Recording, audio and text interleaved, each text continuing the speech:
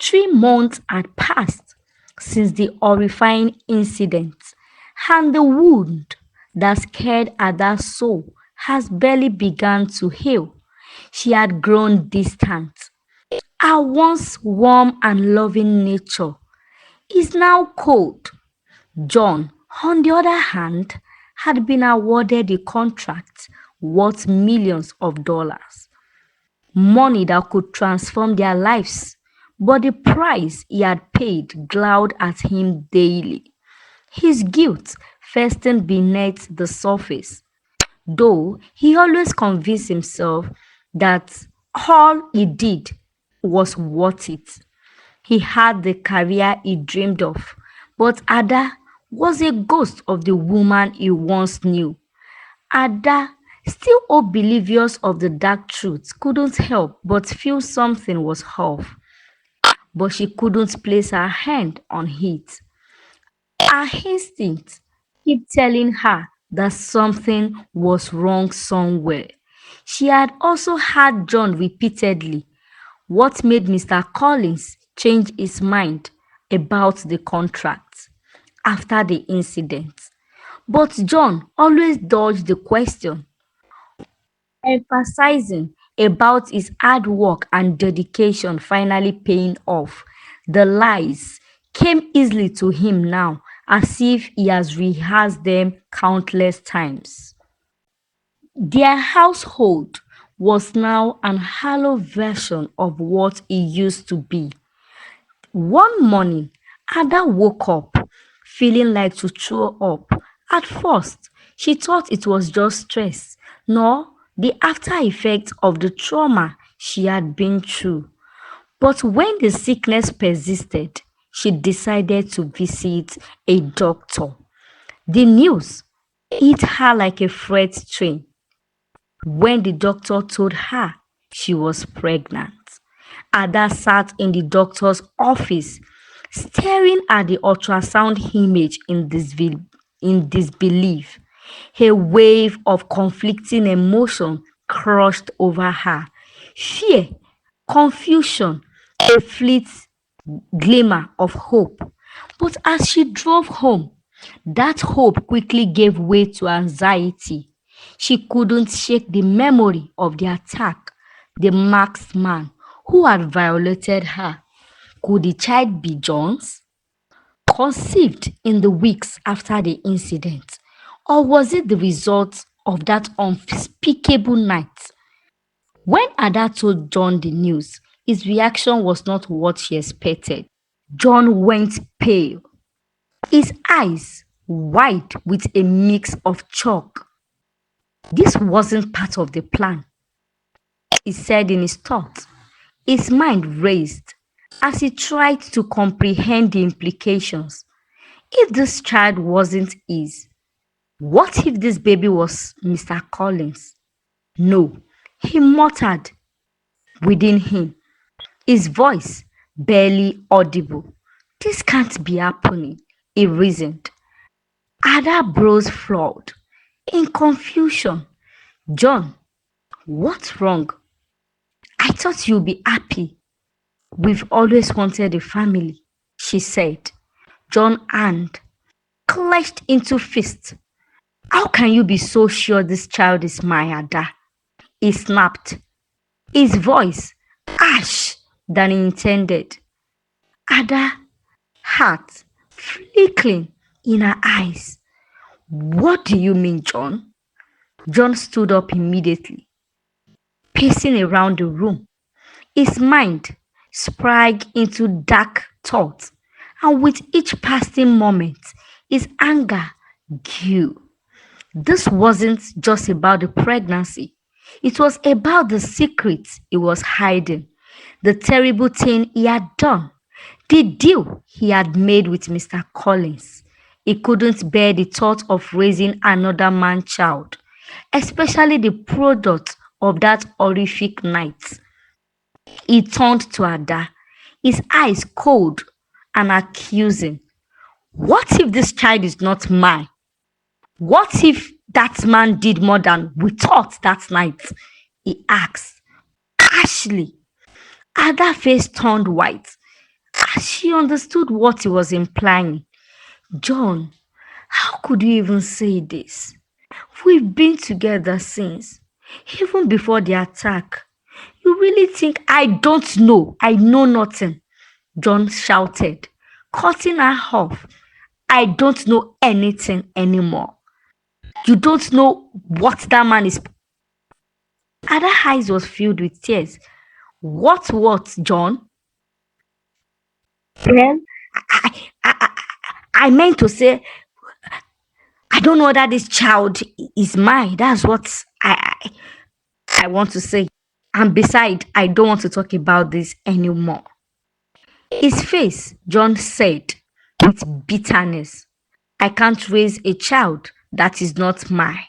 I won't. From that moment on, John began to change. He distanced himself even further from Ada. His demeanor growing colder. He would leave the house for hours, sometimes days, without explanation. And anytime he's home, he made it a point to ignore Ada's presence.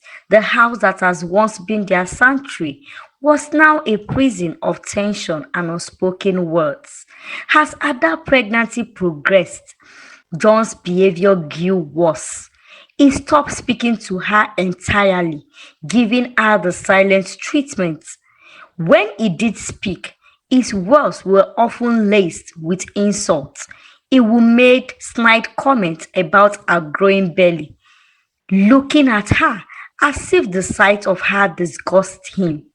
You think that thing growing inside of you is going to fix anything? He spat one evening after she asked him why he wouldn't talk to her. Ada tried to hold back her tears, but they fell down freely.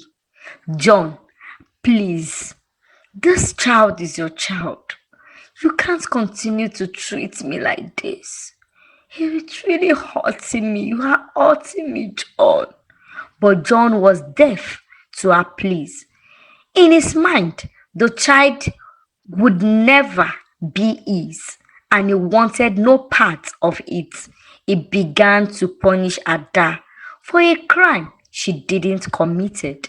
He would come back home at night, reeking of alcohol, slamming doors and throwing things around the house. He refused to help Ada with any house chores or anything related to the pregnancy. One night, after one hot argument between them, John accused Ada of carrying a bastard child.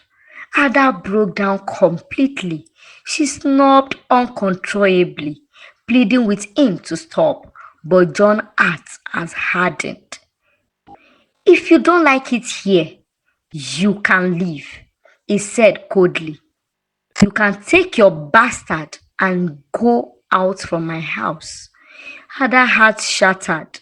She didn't recognize the man standing before her anymore.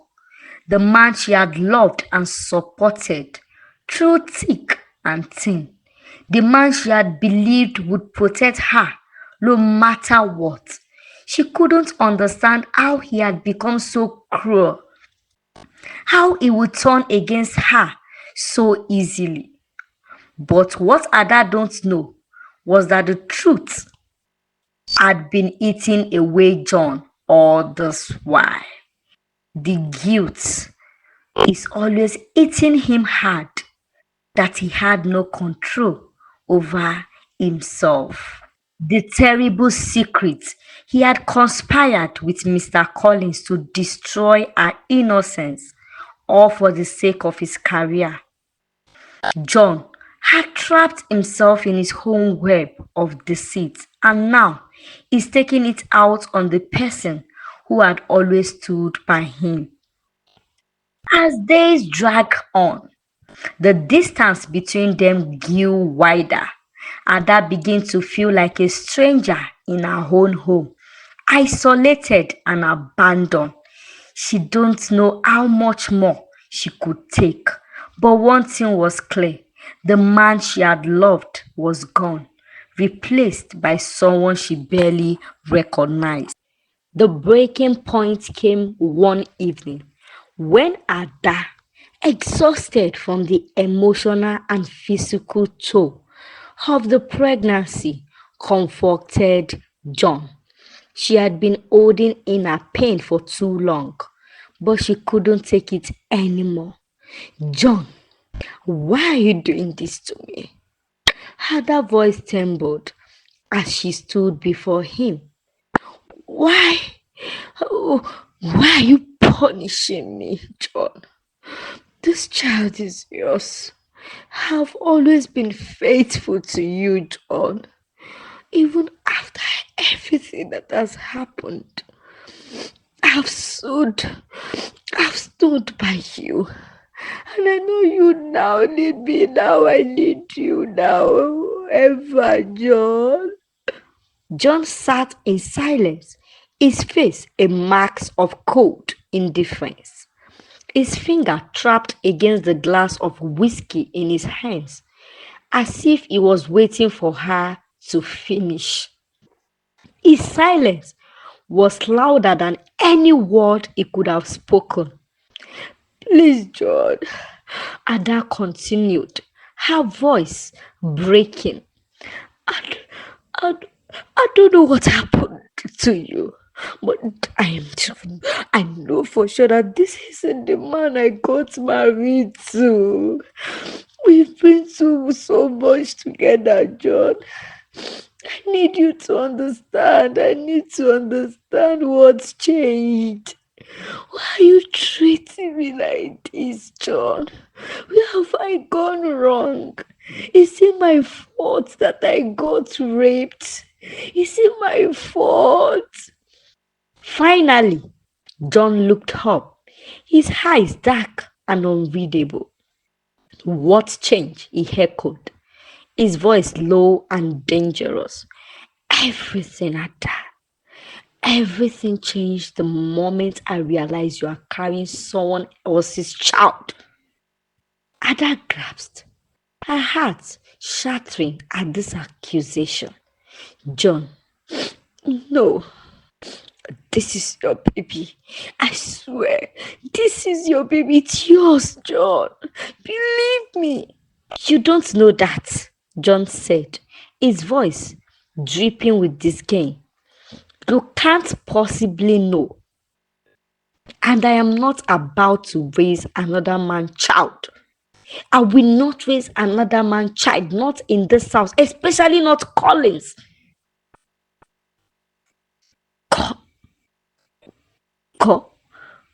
Collins? You, you just said Collins?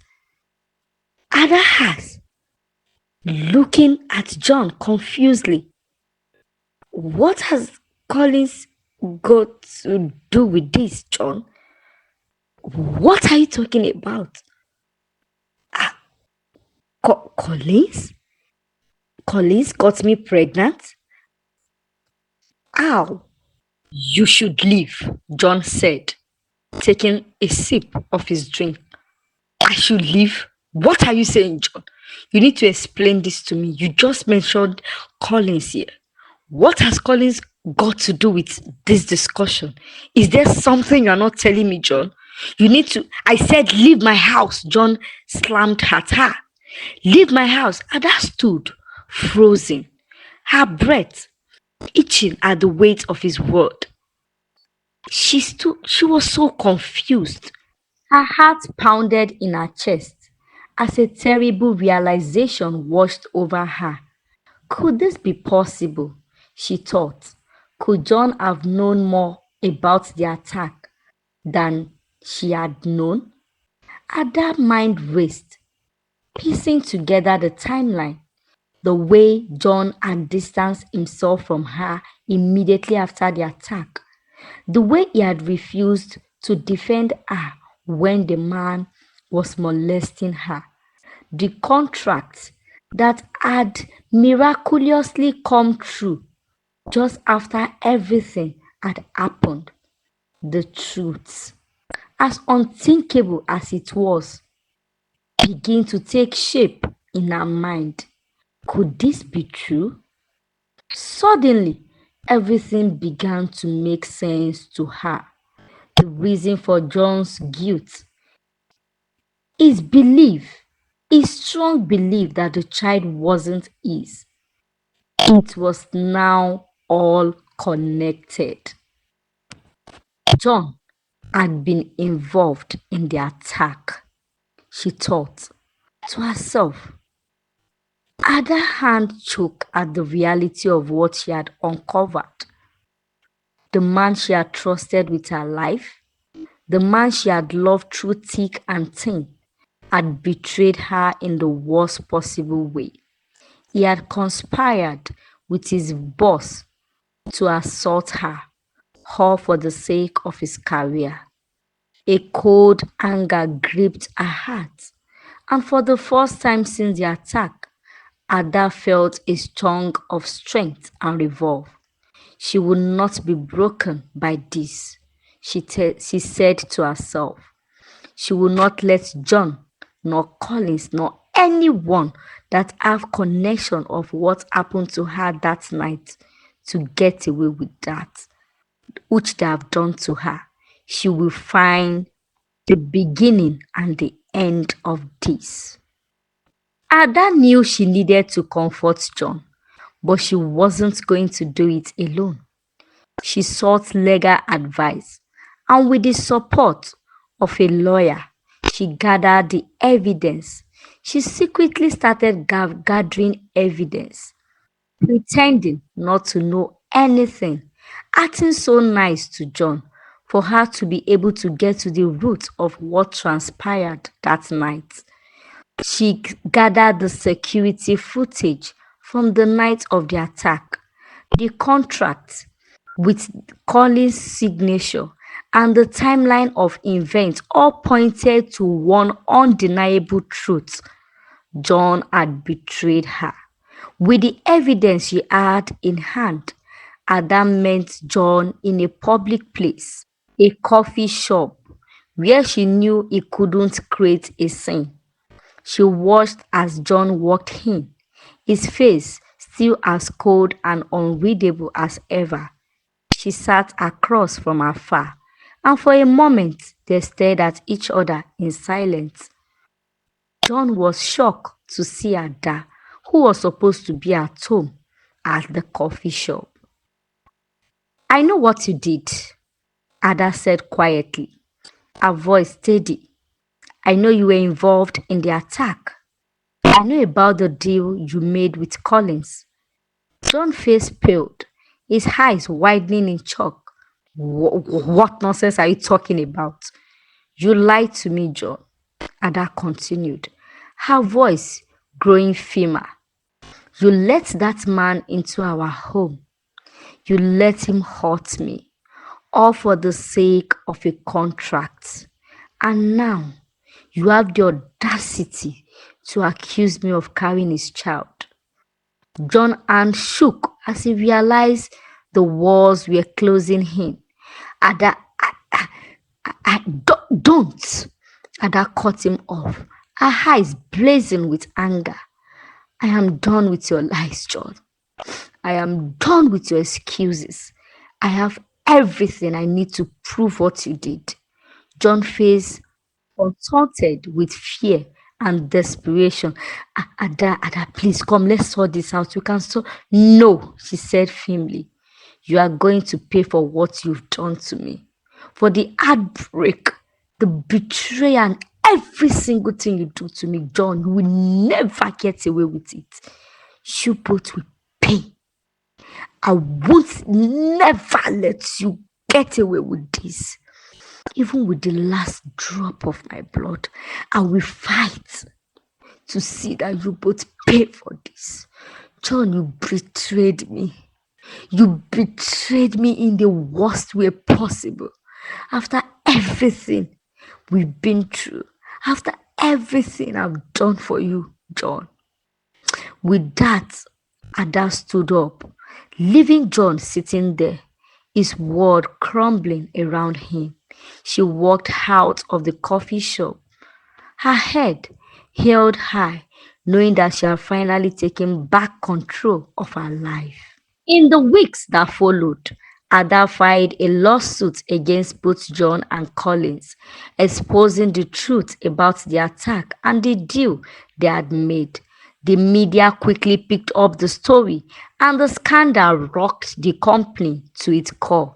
Collins was fired, and John's career was destroyed. The legal battle was long and exhausting, but Ada was relentless in her pursuit of justice. As the case progressed, Ada gave birth to a healthy baby boy. The child turns out to be John's son after all. But by then, Ada had already made her peace with the fact that John would never be a part of her son's life. She had moved on, stronger and more determined than ever to protect her son and give him the life he deserved. In the end, Ada won the lawsuit, and John and Collins faced the consequences of their action. Ada, with her son in her arms, walked away from the wreckage of her past life, ready to embrace the future with strength, dignity, and a newfound sense of freedom. After John finished serving his term in the prison, he was run down to square one. He started his life afresh. The money, the company, the properties, everything he'd worked for has all been handed back to Ada. After Ada won the case, he now had nothing to his name, not even a pen. The end. Good day, my wonderful, beautiful, and returning subscribers. Good day to you. Thank you. God bless you. I appreciate you. Please, if you like this video, please give it a thumbs up. Drop a comment at the comment section and let me know what you think about the story.